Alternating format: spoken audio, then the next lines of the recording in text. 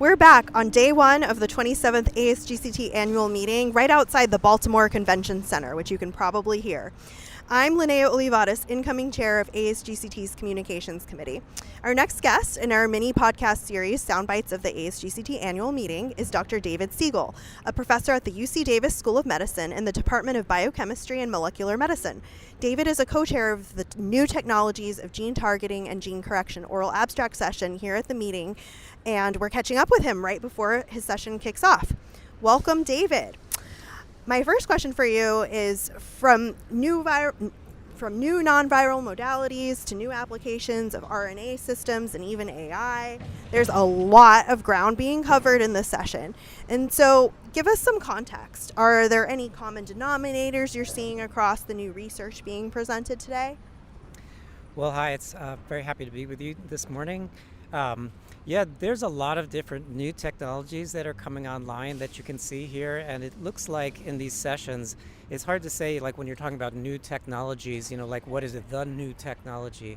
So we can see many different kinds of things. So, you could expect that there's a lot of new technologies surrounding CRISPR, of course, for gene editing, but then, there's also epigenetic editing, and there's things like base editing, things like that are, some of them are changing DNA sequence, some of them are not. And then we also have, things like oligonucleotides that are also, or RNA therapies. So all of this is all very exciting, and coming on the heels of Casgevy, the first gene editing gene therapy approved by the FDA just in December. It's a really exciting time. It certainly is. And out of the 7 presentations in this session, we noticed that 6 are from industry, mostly biotech with some big pharma mixed in, and only 1 presentation is coming from academia. And I know this is somewhat representative of the shift in industry representation we're seeing now at the annual meeting. What can we extrapolate here about industry's role in translating these technologies into therapies that are therapeutically relevant in the clinic?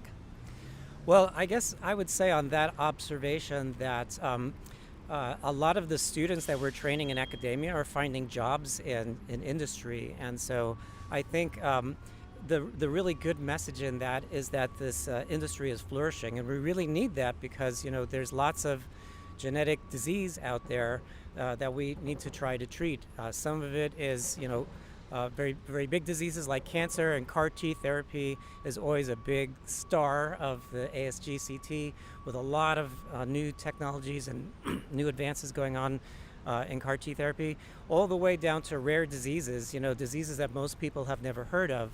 And so we need people to do all this kind of work. And so, for example, a lot of my students have gotten jobs in industry or seeking jobs in industry. So I think, maybe in our session, industry may seem a little overrepresented, but I think what it's just a reflection of is all the technologies that have been, starting out in the academic sector, now being translated into the industry sector, and hopefully that means that they're just about to translate into real cures for people. Definitely a good thing. And what's the next set of challenges that these technologies will need to address or overcome to potentially be viable as foundations for that next generation of therapeutics? Well, there's something that they like to say in the industry that the 3 biggest challenges facing gene therapy or any of these technologies is delivery, and delivery. Some people are now saying it's actually delivery, and biomanufacturing. And so at this meeting, I'm not so much involved in the biomanufacturing, but we see a lot more emphasis being put on that as well. So there's several sessions talking about advances in biomanufacturing and, being able to get like the AAV virus out there and things like that. But yeah, the rest, it's delivery is a major challenge, and, AAV is still the virus of choice to get things into the cells. And so, we have new capsids now. We have ways of detargeting to the liver, lots of interest surrounding that. And I think then there's the cargos, of course, right? And I think our session focuses more on the cargos than on the delivery part. But in terms of the challenges, you could have a really good tool, but if it's not getting efficiently delivered to the cells that it needs to get to, that's still a really important challenge. Sure. Well, we'll definitely be on the lookout to hear more about the solutions and ideas coming out of both academia and industry at your session and beyond throughout the meeting.